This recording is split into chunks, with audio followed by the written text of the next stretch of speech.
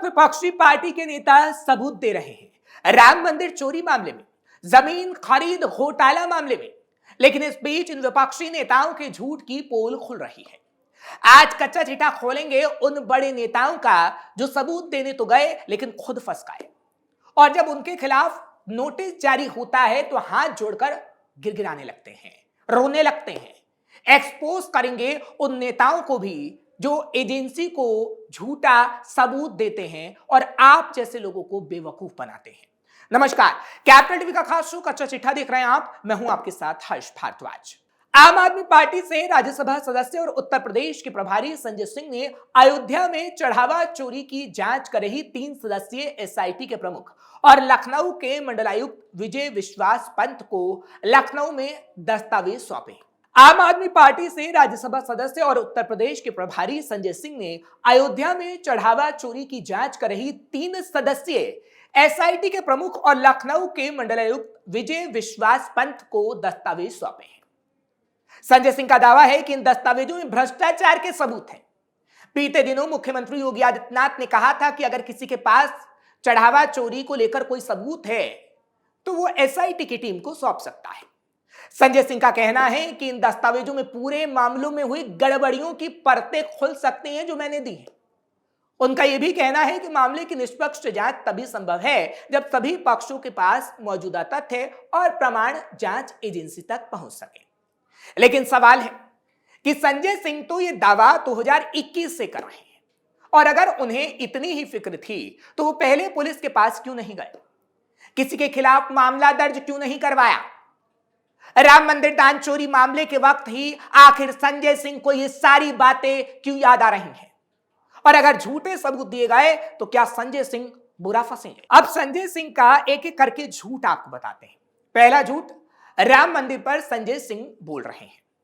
2021 में भी संजय सिंह ने पार्टी कार्यालय में प्रेस कॉन्फ्रेंस कर राम जन्मभूमि ट्रस्ट द्वारा खरीदी गई जमीन में भ्रष्टाचार को लेकर बातें कही थी। आम आदमी पार्टी के संजय सिंह ने कहा था कि जो कागज मेरे हाथ में हैं, इससे यह साफ है कि भाजपाइयों की आस्था मर्यादा पुरुषोत्तम राम में नहीं बल्कि प्रॉपर्टी डीलर और चंदा चोरों में है। उन्होंने कागज दिखाते हुए कहा था कि इस कागज से दूध का दूध और पानी का पानी हो जाएगा। कहा कि प्रति सेकंड 5,50,000 रुपए की जमीन का दाम बढ़ाया गया और प्रति मिनट 3,30,00,000 रुपए जमीन का दाम महंगा कर दिया गया। लेकिन तब भी वो ना पुलिस के पास गए थे, ना उन्होंने कोई रिपोर्ट दाखिल की थी। तब भी चुनावी मौसम चल रहा था और 2027 में उत्तर प्रदेश में इलेक्शन होने हैं, इसलिए संजय सिंह अब सामने आ गए हैं और बार बार फर्रा दिखा रहे हैं और एक लेटर दिखा रहे हैं जिसमें सारे सबूत हैं जो एसआईटी को सौंपते हुए नजर आए। अब दूसरा झूठ आपको बताते हैं। शाहीन बाग में फायरिंग करने वाले कपिल गुर्जर पर संजय सिंह ने झूठ बोला। 4 फरवरी 2020 का वक्त था। आम आदमी पार्टी ने शाहीन बाग में फायरिंग करने वाले कपिल गुर्जर के मामले में झूठ बोला था। आरोप लगाया गया कि बीजेपी के शह पर यह सब हो रहा है, लेकिन बाद में हकीकत निकलकर सामने आई कि कपिल गुर्जर आप आदमी का सदस्य है। अब तीसरा झूठ भी सुनिए। सांसद संजय सिंह ने कच्ची कॉलोनी पर दिल्ली में झूठ बोला। 17 नवंबर 2019 की तारीख थी जब आम आदमी पार्टी ने मीडिया से झूठ बोला कि आगामी सत्र में दिल्ली के अनधिकृत कॉलोनियों को रेगुलाइज करने के लिए बीजेपी सरकार बिल नहीं लाने वाली, लेकिन एनडीए सरकार ने इसे पास कर दिल्ली के 40 लाख लोगों को राहत दी थी। यानी संजय सिंह के एक और झूठ का पर्दाफाश हो गया। अब एक और झूठ आपको बताते हैं जो यमुना नदी को लेकर बोला गया था कि यमुना नदी साफ हो जाएगी। जुलाई 2015 का वक्त था जब विधानसभा में बजट पेश करते हुए दिल्ली के तत्कालीन मंत्री जो वित्त मंत्री भी थे मनीष सिसोदिया ने सदन में कहा था कि उनकी सरकार 5 साल खत्म होने के बाद यमुना को साफ कर देगी, और संजय सिंह भी ये वादा करते हुए नहीं थक रहे थे, लेकिन यमुना साफ नहीं हो पाई। केजरीवाल मुख्यमंत्री रहे, संजय सिंह बार बार ये गाते रहे कि यमुना को हम साफ करके दिखाएंगे, लेकिन यमुना गंदी की गंदी रही। यानी संजय सिंह का झूठ यहां भी एक्सपोज हो गया। फिलहाल ऐसे कई झूठ आप नेताओं ने बोले और राम मंदिर जमीन घोटाले की जिस बात को वो कह रहे हैं, और अगर उनकी बातें झूठी निकलती हैं तो उनसे पूछताछ भी हो सकती है, उनके खिलाफ मामला भी दर्ज हो सकता है और वो गिरफ्तार तक हो सकते हैं। यानी संजय सिंह से पुलिस पूछताछ तक कर सकती है। चलिए अब एक और बड़ी विपक्षी पार्टी के नेता का कच्चा चिट्ठा खोलते हैं, क्योंकि यह बात तो संजय सिंह को लेकर थी कि संजय सिंह बुरा फंस सकते हैं और उन्हें नोटिस तक दिया जा सकता है। लेकिन अब राहुल गांधी की बात करते हैं और राहुल गांधी के झूठ को एक्सपोज करते हैं, उनका कच्चा चिट्ठा खोलते हैं कि किस तरीके से उन्हें नोटिस तक पहुंच गया था झूठ बोलने पर। दिल्ली पुलिस ने भारत जोड़ो यात्रा के दौरान दिए गए एक बयान पर राहुल गांधी से जवाब मांगा था। राहुल गांधी का श्रीनगर में भारत जोड़ो यात्रा के दौरान बयान सामने आया था, जिसमें वो बता रहे थे कि कई महिलाएं उनसे मिली जिन्होंने अपने साथ गलत व्यवहार की जानकारी दी, कि उनके साथ गलत व्यवहार हुआ। दिल्ली पुलिस ने राहुल गांधी को नोटिस देकर राहुल गांधी से उन महिलाओं के बारे में जानकारी मांगी थी। इस नोटिस में राहुल गांधी से पूछा गया था कि आप उन महिलाओं के बारे में जानकारी दें जिनके बारे में आपने बयान में कहा है। पुलिस ने नोटिस में कुछ सवाल भी राहुल गांधी से पूछे थे। राहुल गांधी से जो सवाल पूछे गए थे उसके बारे में आपको बताते हैं। सवाल था कि किन महिलाओं के साथ यौन उत्पीड़न हुआ जो पुलिस ने किया था। ये बात महिलाओं ने किस जगह मिलकर आपको बताई थी? क्या वो महिलाओं को पहले से जानते थे, यानी राहुल गांधी? क्या उन महिलाओं की जानकारी आपको है कि राहुल गांधी से पूछा गया था? क्या आपका जो बयान सोशल मीडिया पर है उसे प्रमाणित करते हैं आप? क्या महिलाओं ने किसी विशेष घटना की आपको जानकारी दी थी?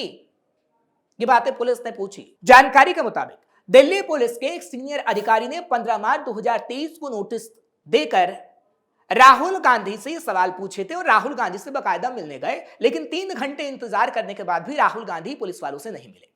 इसके बाद सीनियर अधिकारी अगले दिन फिर से मिलने गए, उनसे बात करने का समय मांगा गया, लेकिन राहुल गांधी ने कहा कि भैया मेरे पास टाइम नहीं है इन सवालों के जवाब देने का। इसके बाद पुलिस ने राहुल गांधी को एक बार फिर से नोटिस दिया। पुलिस ने राहुल गांधी से नोटिस का जवाब जल्द से जल्द देने की मांग की थी। तो ये एक बहुत ही सीरियस मैटर है, उसके बारे में जानकारी जुटाने के लिए दिल्ली पुलिस ने 15 तारीख को कोशिश की थी, उसमें हमें सफलता नहीं मिली थी। फिर 16 तारीख को भी नोटिस दिया गया था। आज भी हम कोशिश कर रहे हैं कि हमें जानकारी मिले ताकि जल्दी से जल्दी कानूनी प्रक्रिया शुरू हो सके और जो विक्टिम हैं उनको न्याय मिल सके। उसी सिलसिले में आज मैं खुद माननीय सांसद महोदय से जानकारी लेने के लिए यहाँ पर पहुंचा हूँ। राहुल गांधी ही देंगे क्या? अभी तक राहुल गांधी से कोई संपर्क हो पाया है आपका सर? उनके स्टाफ को मैसेज कम्युनिकेट हो चुका है। श्रीनगर में बयान दिया था, दिल्ली पुलिस की क्या इसमें रोल आता है? देखिए, जो यात्रा थी वो दिल्ली के यहाँ से भी गुजरी थी और यात्रा के दौरान मैं खुद भी वहाँ पे उपस्थित था और हमारे काफ़ी जो पुलिस अधिकारी थे वो भी थे। और क्योंकि राहुल गांधी जी यहाँ रहते हैं, यहाँ से यात्रा भी गुजरी थी और हम चाहते हैं कि कोई भी ऐसे विक्टिम हैं जिनके बारे में हमें जानकारी मिल सके, तो ताकि उनको जल्दी से जल्दी हम कानूनी प्रक्रिया कर सकें। अगर दिल्ली के हैं तो हम इमीडिएटली कानूनी प्रक्रिया शुरू कर देंगे और मान लिया कहीं दूसरे की भी, कोई दूसरे प्रदेश का कोई विक्टिम है तो उसके बारे में भी हम। हालांकि जब पुलिस ने राहुल का झूठ बेनकाब किया तो राहुल गांधी मुंह छिपाते हुए नजर आए और इस मामले पर बाद में सफाई भी दी गई। कहा जा सकता है कि ये नेता झूठ पर झूठ तो बोलते हैं और जब उनका झूठ पकड़ा जाता है तो मुंह छिपाए घूमते हैं, जैसे संजय सिंह और ये मामला राहुल गांधी का। अब एक और विपक्षी पार्टी के बड़े लीडर का जिक्र करते हैं, क्योंकि भीमा कोरेगांव हिंसा तो आपको याद होगा। शरद पवार ने इस मामले में बड़ा झूठ बोला था और वो बुरा फंस भी गए थे। भीमा कोरेगांव हिंसा मामले में न्यायिक आयोग के सामने एनसीपी प्रमुख शरद पवार की पेशी तक हो गई थी।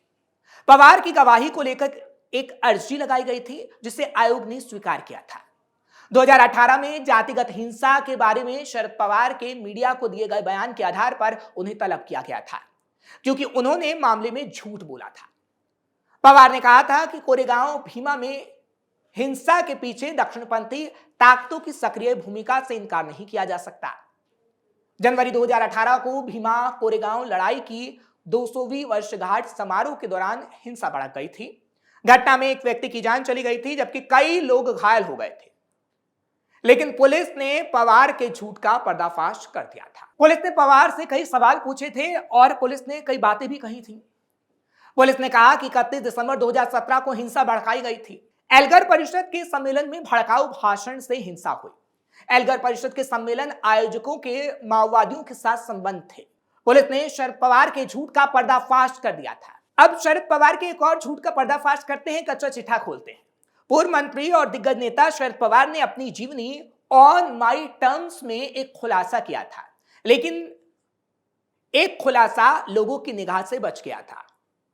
पवार ने इसमें 1993 में चौथी बार मुख्यमंत्री बनने के बाद हुए बम धमाकों को लेकर जिक्र किया था।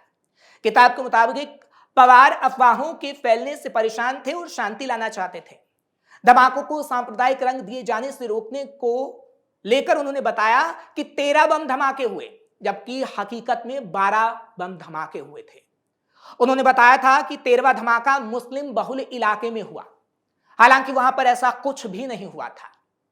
पवार का यह सफेद झूठ अब इतिहास का हिस्सा बन चुका है। आज भी मुंबई बम धमाकों की संख्या 13 ही बताई जाती है। यहां तक कि गूगल में सर्च करने पर भी मुंबई में 13 बम धमाकों की जानकारी मिलती है। आपको बता दें कि इन बम धमाकों को भारत में सबसे बड़े हमलों में से एक गिना जाता है। ये अपनी तरह के दुनिया में सबसे बड़े सीरियल ब्लास्ट में से थे। इन धमाकों में 257 लोग मारे गए थे, जबकि 717 लोग घायल हुए थे। धमाकों का mastermind underworld don Dawood Ibrahim था। ये धमाके Zaveri Bazaar, century Bazaar, passport office, air India building, hotel sea rock, hotel Juhu centre, Sahara airport terminal, Mumbai stock exchange building और कठा बाजार वर्ली में हुए थे। फिलहाल ऐसे तमाम बड़े नेता लगातार झूठ बोलते रहे हैं, और जब उनके झूठ का कच्चा चिट्ठा खुलता है और पुलिस उनसे जवाब मांगती है तो उसका जवाब तक वो नहीं देते हैं। लेकिन उसके बाद उन पर कार्रवाई होती है, फिर वो डर के भागने लगते हैं। सवाल है कि ये नेता आखिर बार बार ऐसा झूठ क्यों बोलते हैं। तो आपको बता दें कि ये नेता जब चुनावी मौसम आता है, जब कहीं चुनाव नजदीक होते हैं, तो खास तौर पर ऐसे बयान दिए जाते हैं। राहुल गांधी की जब भारत जोड़ो यात्रा चल रही थी, तब भी कई राज्यों में चुनाव होने थे, कांग्रेस चुनाव लड़ रही थी, और इसलिए राहुल गांधी की तरफ से महिलाओं पर ऐसा बयान दिया गया था जो हमने आपको बताया। संजय सिंह भी चुनाव को लेकर ही ऐसा बयान दे रहे हैं और एसआईटी को सबूत पेश कर रहे हैं। हालांकि उस सबूतों में कितना दम है ये तो आगे आने वाला वक्त ही बता पाएगा, क्योंकि 2027 में चुनाव है और आम आदमी पार्टी अपनी जमीन को उत्तर प्रदेश में मजबूत करना चाहती है। लेकिन आम आदमी पार्टी का यह सपना धराशायी हो सकता है, क्योंकि उत्तर प्रदेश के अंदर तमाम सर्वे बताते हैं कि योगी आदित्यनाथ को आज भी जनता काफी पसंद करती है। इससे संजय सिंह का यह सपना धराशायी हो सकता है। बात शरद पवार की करें तो शरद पवार भी जब महाराष्ट्र के अंदर चुनाव होते हैं तब लगातार ऐसे बयान देते नजर आते हैं, और यह बयान भी उसी संदर्भ में दिया गया था जब उन्हें नोटिस तक दे दिया गया था। ऐसे नेताओं का लगातार हम कच्चा चिट्ठा खोलते रहेंगे, इन्हें एक्सपोज करते रहेंगे, क्योंकि इनकी सच्चाई आपको पता लगनी बेहद जरूरी है, क्योंकि बहुत भरोसा करके आप इन नेताओं को वोट देते हैं। लेकिन सोचिए समझिए, उसके बाद आप वोट करिए, चाहे फिर अपने लिए, अपने बच्चों के भविष्य के लिए या पूरे भारत के लिए। आपको ये खबर कैसी लगी कमेंट सेक्शन में जरूर बताएं। खबर को लाइक शेयर करें, कैपिटल टीवी को सब्सक्राइब करना बिल्कुल मत भूलिएगा।